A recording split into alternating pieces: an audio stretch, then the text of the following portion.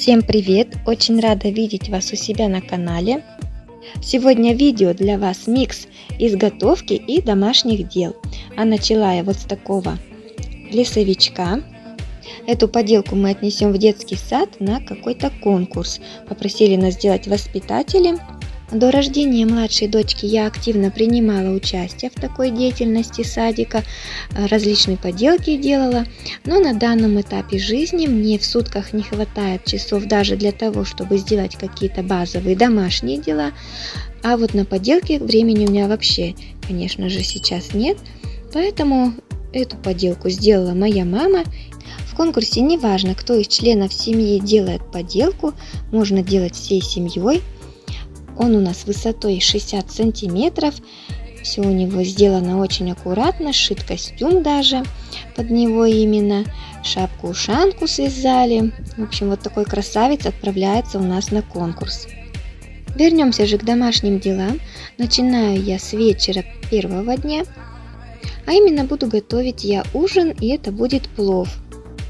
Активность в домашних делах у меня начинается с тихого часа ребенка, и я стараюсь за это время переделать максимум дел. Но, к сожалению, Кариша спит крепко где-то минут 40, потом уже не так, нужно с ней полежать, поэтому за 40 минут я стараюсь сделать все возможное, но, конечно, получается очень мало. После того, как я ее уложила на тихий час, я как фурия, не иначе другого сравнения я не могу найти, выбегаю из спальни и начинаю метаться, не знаю за что схватиться. И, в общем, первым делом я стараюсь обеспечить нас, конечно же, ужином. Уборка уборкой, можно ее сделать и в присутствии детей, а вот приготовить еду, конечно, труднее. Чаще всего мы покупаем целые курицы, поэтому грудок у меня от нее очень много. И сегодня я делаю плов именно из куриной грудки. Достаточно быстро готовится, потому что курица быстро жарится. Котелок этот у меня такой старенький, сколько себя помню, он у меня есть, а точнее его мне дала моя мама. То есть он у меня с детства уже. И как помню, то всегда готовили в нем плов. Курицу я мелко порезала и поставила ее томиться вот в котелок, налила туда достаточное количество масла, где-то 2 столовые ложки. Немножко она у меня там потушилась, и я добавляю к ней лук мелко нарезанный и морковку натертую на терке. И еще немножко потушу. Когда она у меня начинает пригорать, я добавляю немножко воды. Тушу так где-то минут 20, и параллельно с этим, конечно же, мою все то, чем пользовалась. Что можно загрузить в машинку, я загружаю, а что нельзя, быстренько мою руками. Ужином нужно обеспечить мне не только взрослых и Эвелину 5-летнюю, но еще и младшую Каришу. Ей я поставила в кастрюльке в отдельной немножко куриной грудки, которая у меня осталась от плова, которую я не жарила. Сразу погружаю в кастрюльку и добавляю туда одну картошку. Ей я не солю. Такой получается у нее картофель с курицей и с бульончиком. А нам всем остальным плов. Стала плохо у меня утекать вода как-то одномоментно. Пока я здесь готовила, решила сразу засыпать средство. Помыла после него руки и продолжаю готовить плов. Насыпала рис, залила его водой на 1 сантиметр выше, чем рис. Посолила и решила еще чесночка добавить. И придется мне сейчас бегать в ванную, чтобы его сполоснуть, прежде чем положить в плов, так как средство у меня еще работает. Оставила я его минут где-то на 30. Сбегала, помыла в ванную чеснок, вернулась и погружаю его в котелок. Жду, пока закипит вода. Закрываю крышкой и уворачиваю огонь до минимума и засекаю ровно 20 минут. За это время плов мой дойдет.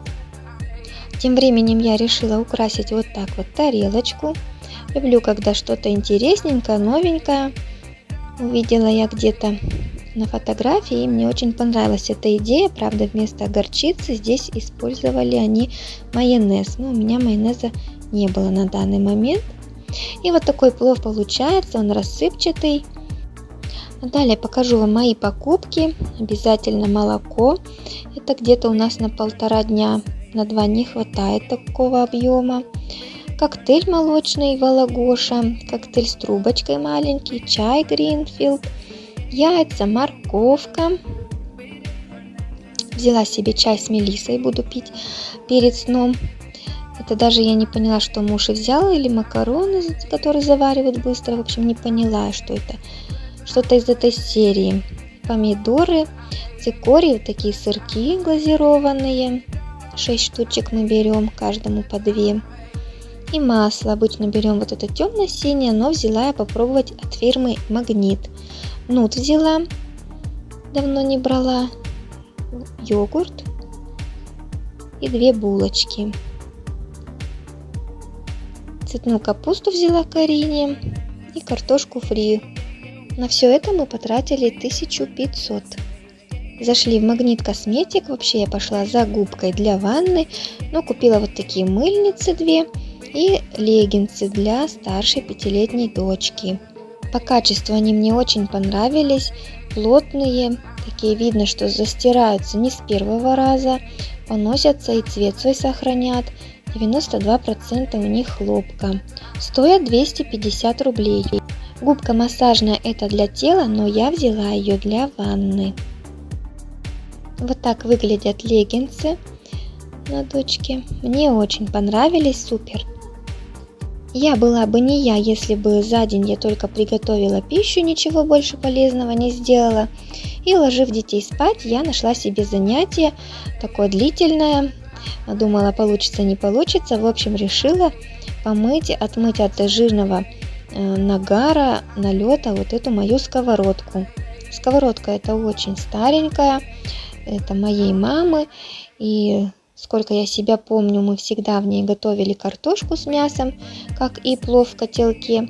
И, в общем, я вышла замуж, и мама мне дала и котелок, и эту сковородку. Она очень удобна тем, что в духовку можно ставить сковородку с этой крышкой. Не надо ничего придумывать, чем же накрыть. Есть, потому что родная крышка, которую можно ставить в духовку. Все, руки у меня не доходили ее отмыть, и видела я, что она желтая уже приобрела налет. И вот сегодня мне захотелось помыть именно ее. Конечно, больше я ничего не успела сделать за время до сна. Ну и тут у меня рука очень, конечно, устала тереть это все. Использовала я только сиф и соду. И все терла железной губочкой. Крышку снаружи я помыла химическими средствами, но вот внутри не рискнула, поэтому просто помыла железной щеткой и мылом. Аналогично я поступила и с самой сковородкой. Не стала я ее внутри натирать никакими химическими средствами, использовала только соду и железную губку. Ну, пришлось, правда, потереть, но я сильно и не ждала такого результата, что все у меня хорошо ототрется. Что оттерлось, то и оттерлось. В принципе, меня устроил мой результат. Немножко стало получше. Возможно, у меня будет еще желание, и я ее вычищу до состояния новизны. Но вот на данный момент, мне кажется, получилось вполне даже неплохо. Внутри она почти уже без этого налета. Процесс этот, конечно, трудоемкий, но когда-то на него решиться нужно. Такой первый день, но все-таки полезное дело я сделала. И покажу вам второй день. Начинается он у меня а именно в полдник. Здесь у меня остались макароны. Не люблю я выбрасывать пищу. На ужин у нас уже было что-то другое задумано. И макароны туда не подходили в качестве гарнира. Поэтому я быстренько делаю макаронную запеканку. К вареным макаронам добавила 1 яйцо и натерла немножко сыра. Все отправляю в духовочку. После получается вот такая замечательная запеканка. Она так приятно похрустывает. Ела ее и старшая дочка. Хотя мы думали, что она не будет есть, потому что она в прошлые разы что-то как-то не очень хотела такое блюдо. Ужин в этот день был на муже. Я не касалась, потому что было мясо из духовки, поэтому он сам справился. У меня была другая цель. Мне нужно было сварить срочно суп, чтобы он у меня был к завтрашнему обеду. Варю я его накануне. И сегодня буду варить борщ в мультиварке, чтобы тоже не стоять долго у плиты. Первый бульон у меня сварился и в мультиварке. Я его слила и залила снова косточки водой. Здесь у меня свиной рагу, то есть свинина на кости. Она достаточно жирная, поэтому первый бульон я всегда сливаю. В этот раз мне захотелось сварить борщ именно с поджаркой. Очень уже давно мы так не делали, потому что Кариша у нас кушает тоже супы. Поэтому я старалась поджарку не делать. Но вот сегодня так захотелось, так я соскучилась по этому вкусу. Поэтому я сейчас делаю зажарку, а вот в этой маленькой кастрюльке варится Кариша. Все то же самое, только без поджарки. Я уже туда ей набросала всего, и у нее на курином бульоне. А ингредиенты все те же. Вот и второй день у меня начинается активность в домашних делах после тихого часа. И опять же на первый план у меня вышла еда, так как нужно приготовиться заранее к обеду следующего дня, потому что утром мы гуляем с девочками или с одной, если вторая в садике. И чтобы после прогулки обязательно у меня был суп, я его варю накануне.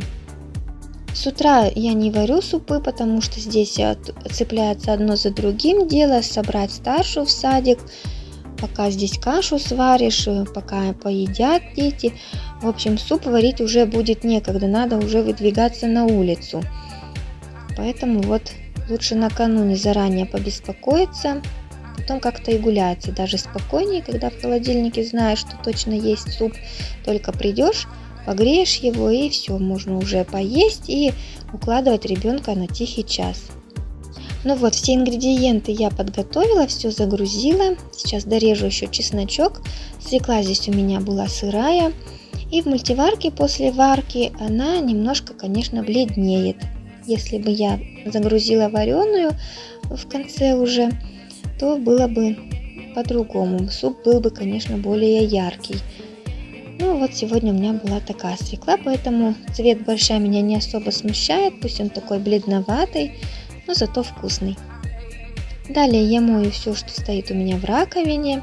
Здесь мы уже поужинали, посудомоечную машину я загрузила и домываю то, что нельзя в нее поставить.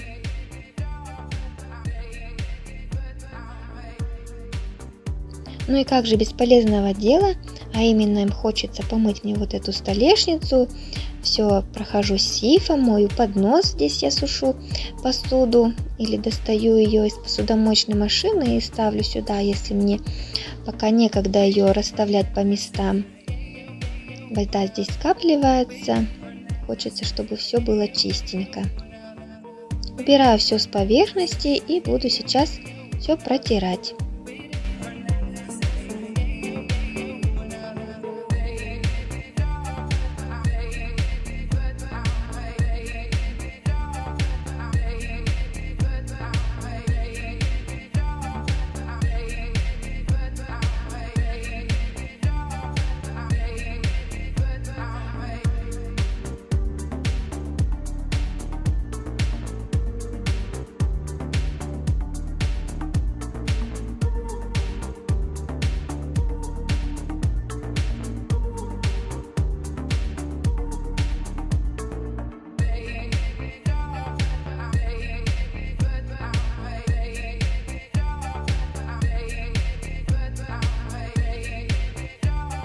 Уберу немножко предметов из этого органайзера, спрячу их в ящичек. Поставлю чистую губочку, но старую я не выбрасываю, так как могу помыть ей миски у кошки, поэтому пускай она пока постоит. И поменяла еще тряпочку, не показала видео. На кухне закончила, навела порядок, ставлю стирку, здесь у меня темные вещи. И стираю ушастым няням, которые я пересыпала в баночку из-под лоска. Буду сейчас мыть этой новой губкой то, что мне хотелось помыть, а именно вот эту стену. Она всегда у меня почему-то в мыльном налете. Тут и Велина у меня, когда купается, свои отпечаточки делает. И как-то щеткой мне не очень нравится это мыть, а хочется именно вот губкой. Поэтому я специально сходила в Магнит Косметик и купила такую. Намного удобнее, конечно, мыть, чем щеткой. И в саму ванну тоже я решила, что буду мыть именно этой губкой. Щетку я пока вообще уберу. Она очень жесткая и не очень, мне кажется, промывает, в отличие от этой губки. Стену я помыла силит-бенгом, а в саму ванну буду мыть мылом обычным для рук, так как хозяйственное жидкое мыло у меня закончилось, поэтому помою обычным мылом. В принципе, тоже неплохо, мылится оно хорошо.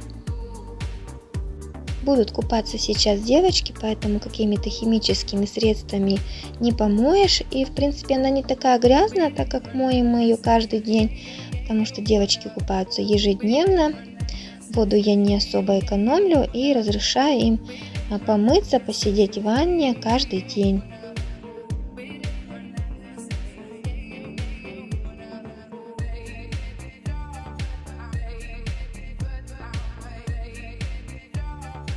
Решила еще помыть вот этот коврик, на котором они сидят, противоскользящим, тоже просто губкой с мылом. Пройдусь с двух сторон, и тоже все у меня будет чистенько.